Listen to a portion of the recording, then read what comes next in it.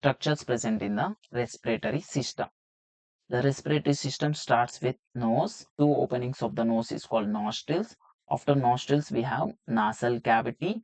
After nasal cavity, we have nasopharynx. After nasopharynx, we have a cap-like structure or the flap-like structure is called epiglottis, which prevents the entering of the food particles into the trachea. Then larynx. Okay, after larynx, we have trachea. Trachea is also called windpipe. After trachea, bronchus. This trachea divided into right bronchus and left bronchus. Then the lungs, left lung and right lung. And below the lung by diaphragm. Lungs are anteriorly protected by ribs. Lungs has 5 lobes.